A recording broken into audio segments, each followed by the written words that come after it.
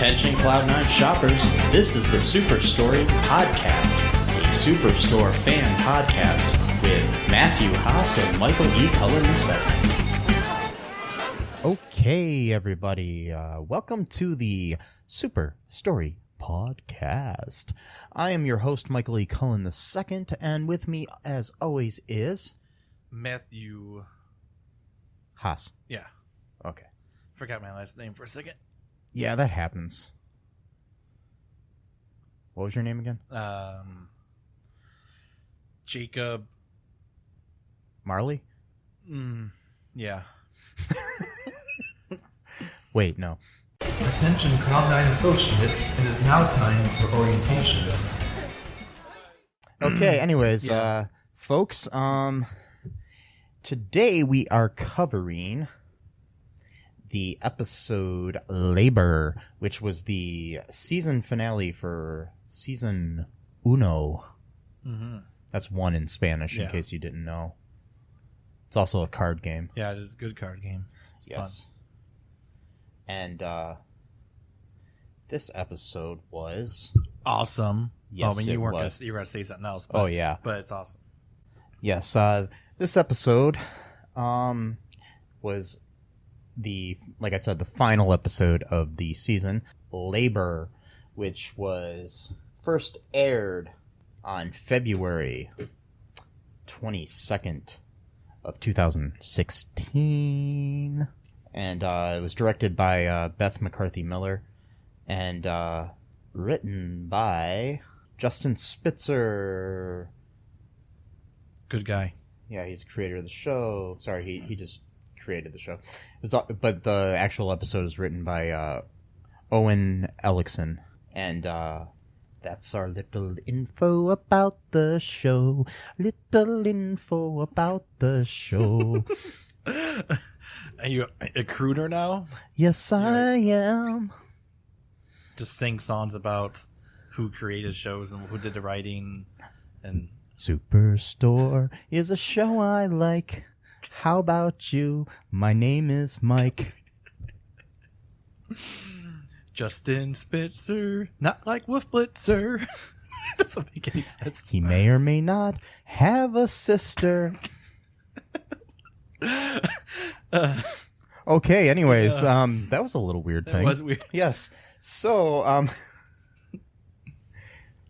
anyways, folks, Wow. I really liked this episode. Yeah, it's a good one.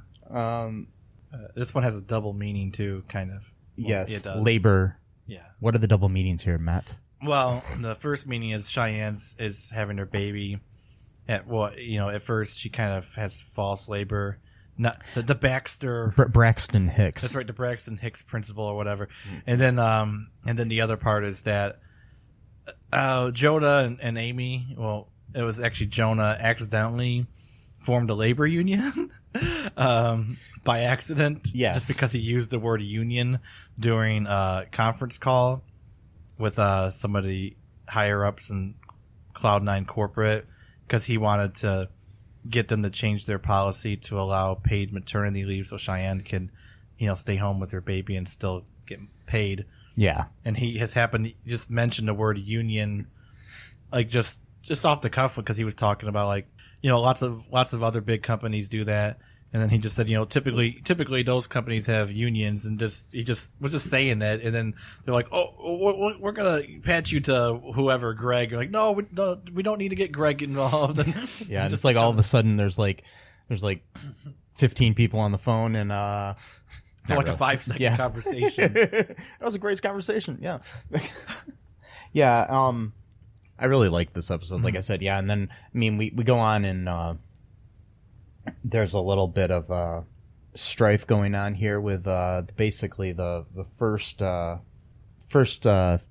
thing here we got going on. The A story is basically about the union type thing.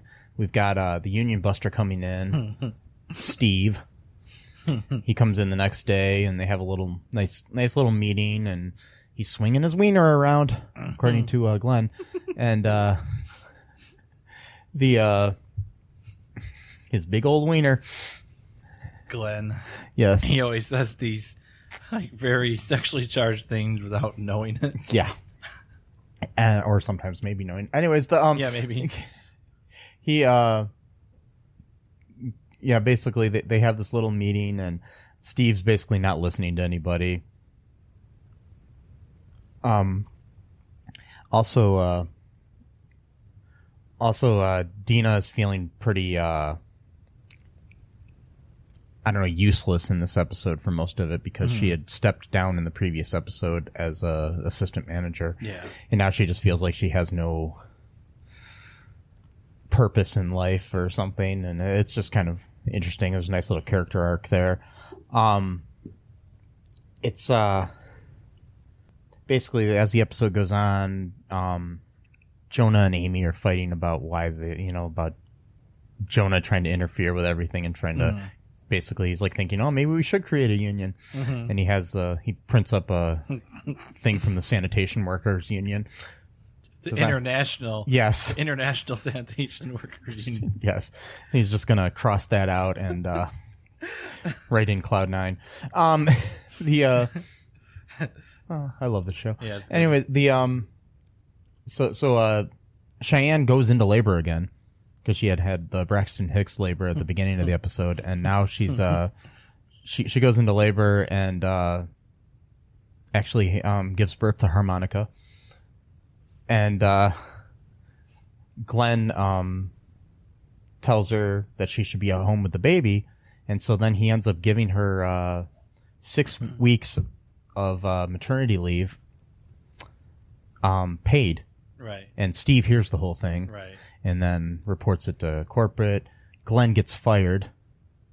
And then he tries to convince Amy to take over as the store manager. And then Amy, at the end, decides we're going to have a walkout. And everybody walks out the store to basically strike. And except for Dina. Then Dina comes out and basically gives a little speech saying we're all gonna, the Cloud9's gonna be okay without you guys, and I deactivated all of your badges and your checks are gonna be mailed to you and all this other stuff. It was a good episode. I liked it overall. It was one of my favorite. Like those memes where I'll say like chaotic good, lawful good. Yeah. I think that Dina as a character, she's probably like what you would call chaotic neutral. I think so. Yeah. Because, she doesn't really have any real sense of ethics, but she's not, evil. It's just, almost just, this kind of, blank slate. Yeah. I was just thinking of that. I think, Jonah would probably be, lawful good. Yeah. Or, no, Glenn maybe lawful good. Jonah maybe Garrett would be chaotic good or something like that. Dina's definitely chaotic. Is there an idealistic type one or something? I'm trying to remember all of the choices. Yeah. I know there's lawful good. Because whatever's the closest to idealistic, I think, would be Jonah. Yeah, because he's kind of he's got a good heart. He really does. just wants everybody to. I don't know. Jonah reminds me a lot of me, so I kind of like him. I mean, me too. At least some of the parts of me, but I'm not him. Right. Oh, I always felt like I'm Jonah in the sense too, where I'm always talking about stuff that annoys people. Yeah, me too. You got to read this article or this book, and we got to start organizing. And you're like, no, we just want to live our lives. And I'm like, yeah, but you won't be able to live your lives if we don't do these things. Like, oh, well, you were such on a moral high horse. It's like, no, it's more of on a reality horse. And oh, well, you know reality, we don't. So then it becomes this whole thing. Yeah, I see myself in Jonah. I do too. And I mean, I even see it to the point there's people at my work will when they don't know something, they're like, let's ask Mike, he'll know it.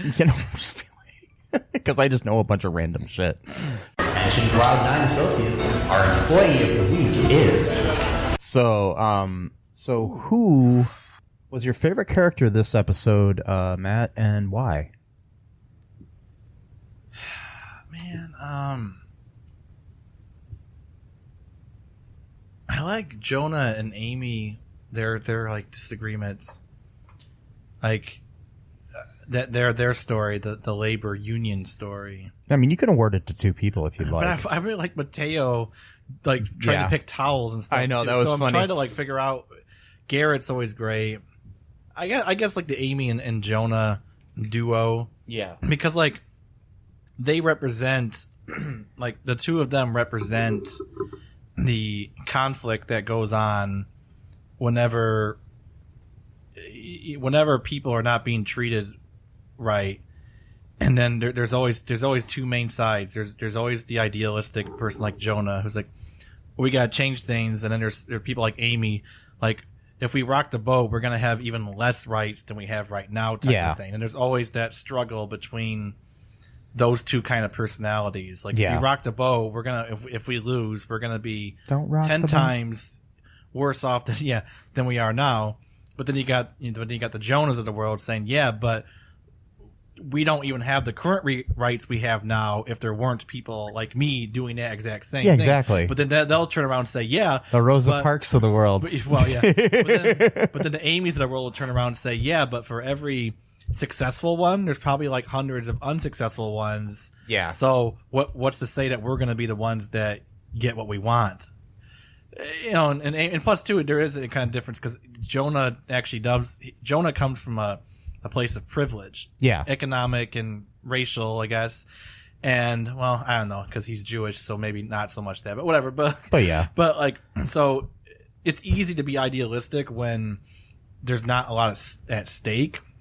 And because, like, Jonah's parents are rich, and I don't want to give anything away later. Well, they're not rich, they're well off. And yeah, I mean, so he has something to fall back on if this job doesn't really work out for him. Whereas the Amy's of the world don't.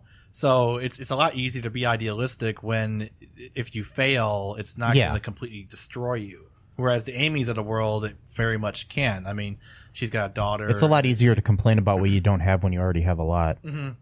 So watch them argue is very interesting because they're coming. The reason why they have the points of view they have is because of their like lived experience. You know, kind of molds how they see things. Yeah. So I don't know. I thought that was, especially in the context of a labor union, because that was like their story. Yeah. And then there's this, and that's the reason why I think is because it actually told a really deep story about like labor rights in this country. Yeah, I mean, that's what a very funny way. Like, that's what I love about this show is there's a lot of current issues and just issues in general that are brought up in the show, like gender equality and gay rights and different things like that I don't think a lot of shows on TV tackle. And they do it in a funny way that makes you not realize what you're listening to at first, and then you think about it later and you're like, wait a second. Now I understand because I'm putting a face to it, and it's like, oh, Mateo's going through this, or or Amy's going through this, or whoever, and you understand, even if you don't have anybody in your own life who's going through something like this, you have Amy to relate to, or whoever, I think my employee of the week this week is going to be Glenn, just because Mark McKinney was hilarious in this episode, and not as deep as what your reasonings, but I just loved his whole, swinging his wiener around, and the whole the whole not knowing any name but Steve thing, and that was a great scene.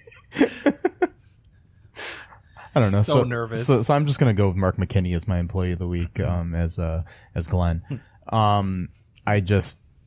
I always like Mark McKinney though, so it's kind of cool. And now I've realized now, which is really cool, that I've actually seen live two of the people in this cast in my life perform on stage, which is kind of cool. After I figured that out, I realized that I went to a Second City thing that Lauren Ash, who plays Dina, was in back in Toronto before she was ever famous. And I also went to a live performance of The Kids in the Hall, which Mark McKinney's a member of. So I've now seen two people in this cast. No, I just got to start marking down all of them, and then eventually I'll see all the cast members eventually live at some point. Maybe someday I can meet them all. Yeah. That'd be great. That would be awesome. I would love to be in an episode of the show. Oh, God. But, or direct one. Wink, wink. Yeah. Come on, guys. Yeah, come on. If you're listening to this, I'm a filmmaker. Let us in. Yeah. Let us in. We'll be heavenly. Anyways, why don't we take a quick break to thank our sponsors and whatnot. You like products and services, don't you, Matt? I do. Yes. So we're going to listen to some of those. Cool. Be right back. Hey folks, this is Michael E. Cullen II from the podcast that you're listening to right now, along with Matthew Haas. We just wanted to tell you about our great podcast called Super. It's called All Too Real. And on that show, what do we do, Matt? We watch biopics and then we talk about whether or not the movie matched up with the real story or not. So It was a lot more exciting than that, though. Yeah, so we analyze the real story and the real story. Get it? Get it? Real. Yeah, they're spelled differently, folks. You can guess which one I said which way. Uh-huh. Anyways, so sometimes we have guests, sometimes we don't. But we talk about great movies like Shattered Glass and The Social Network and Futile and Stupid Gesture, among others. Those are some of the ones that we've covered so far, and we're going to cover a lot more. So please subscribe on Stitcher, Apple Podcasts, Google Podcasts, wherever you find your great, fun podcasts. And be sure to share it with your friends. Do it. Do it. Do it. And make sure you're not afraid to get all too real. Bye-bye. Step 1. Dramatic introduction.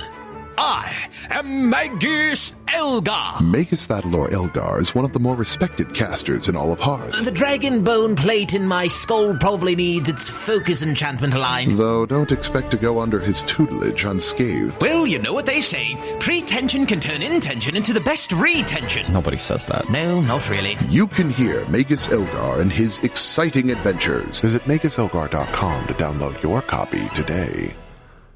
And we're back. Those were some awesome ads and services and products and things of that nature. I agree. I liked that one. Yeah, me too. You know, not that one, but that one. The other one, yeah. Yeah. That was good. Well, actually, I liked them both. Yeah. If there were two. There might have only been There one. might have been only 3 even. Or there could have been one. Yeah. Or there's at least one. I would hope so. And I liked that one. It'd be bad if we just cut to a break and just had silence for like 30 seconds. So I would hope we had at least one. Yes. So, anyways, we're back, and we're going to move on to our next glorious section here, our heavenly section.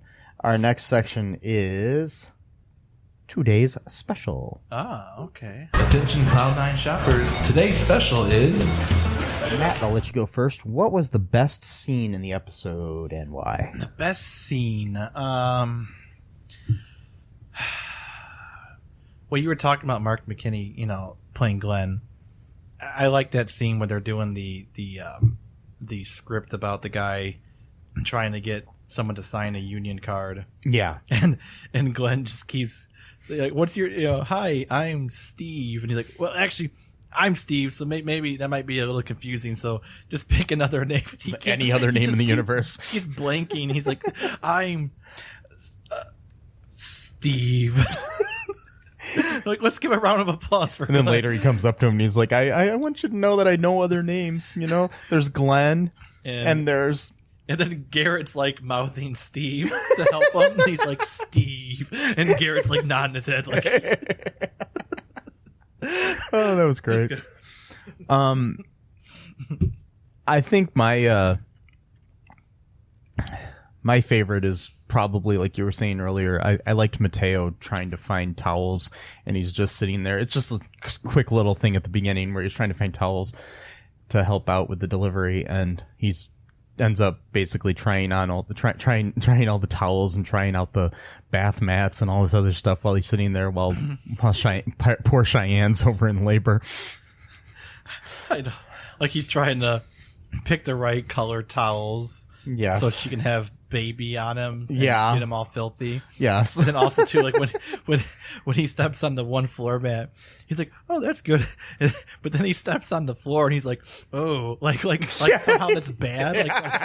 Like just like the transition between stepping on the floor mat to the floor is just the right amount of uncomfortability. Yeah. It's crazy. It's great. Show is awesome. It's awesome. As you can tell, we're fans of the show. Oh yeah. Hi, everybody. This is Michael E. Cullen II from the podcast you're listening to right now. With me, as always, is Matthew Hassa. Yeah, and we're here to tell you about our really cool other podcast called All Too Real 2. And what do we do on that show, Matt? We watched the greatest direct-to-video sequels of all time, and then we report on them. And we also talk about other pop culture cool things like video games and conspiracy theories and other awesome things. So if any of that sounds fun to you and you enjoy hearing my voice and Matt's voice, As tune you in. should. As you should. I mean, of course. Tune in anywhere you get podcasts to All Too Real 2. Bye-bye. Attention Cloud9 shoppers. The store will be closing soon. So, any other final thoughts or anything here, Matt? Just a really good episode. The music was really good. Had a good, especially the ending with the remix to Bob O'Reilly. Yeah, by the Who. Yeah. That was cool.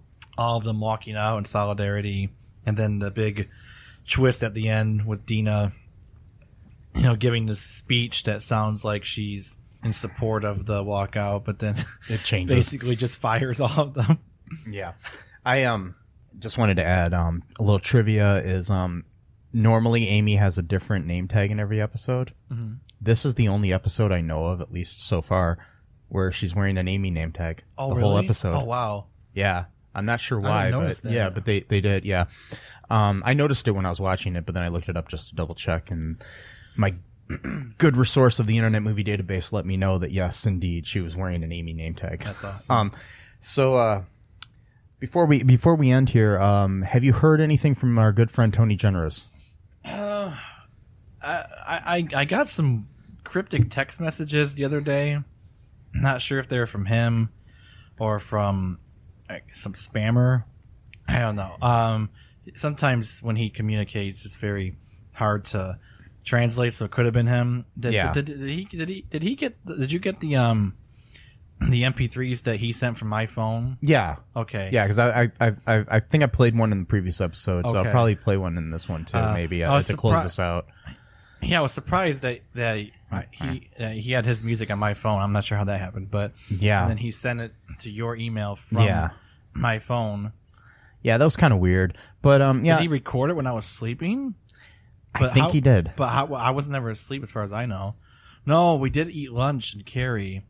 I think I did take a nap in my car. Maybe he recorded that. Do you think he drugged you? No, I don't think so. Okay, good. No, I don't think I'm just making sure. No, he wouldn't do anything like Okay, good. that. He is generous. I think he is generous. I think though. maybe he'd be generous with his drugs or No, something too. he but doesn't no, do drugs. No, okay, good. He used to do he used to do speed and crush up Adderall and snort it like our president.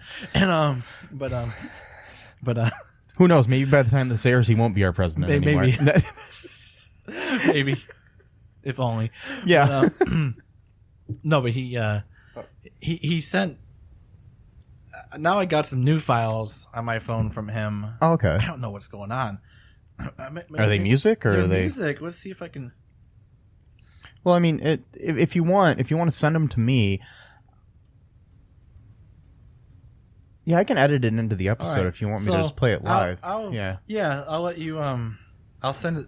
Well, I'll send his stuff from my phone to you. Okay. Evidently, he recorded more stuff from my phone. I'm not sure how he's getting access to it, but maybe he's good at hacking. Do you lock your doors at night? No, I don't. That might be why. I mean, I don't have doors, so it's kind of hard to lock something that doesn't exist. But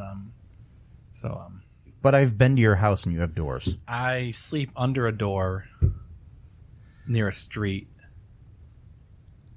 Did you get kicked out of your house? I've been hanging out with that guy, Dubstep Matt, Oh, okay. in Albania.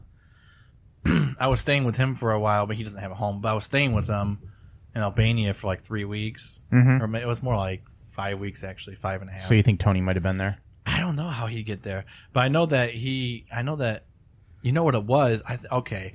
So him and Dubstep Matt sort of know each other. Not sure exactly how that works out, but and maybe he got a phone for a while, sent the MP3s Dubstep Matt because Yeah. They both really want to break out in the music scene. Maybe they should collaborate. But they're both having a very hard time at it, so they kind of have some sort of like camaraderie going on. So maybe he sent it to him, and then Dubstep Matt maybe upload it to my phone, because both of them think I'm like this genius promoter for some reason. Don't know why, because I'm not really good at it at all. Well, you're But promoting them here on our maybe podcast. I'm better at it than they are. And So they think I'm great, but I'm not, Well, we can let people decide. We'll play a little clip here of one of Tony Generous's songs here, and let's take a listen to that really quick. Okay.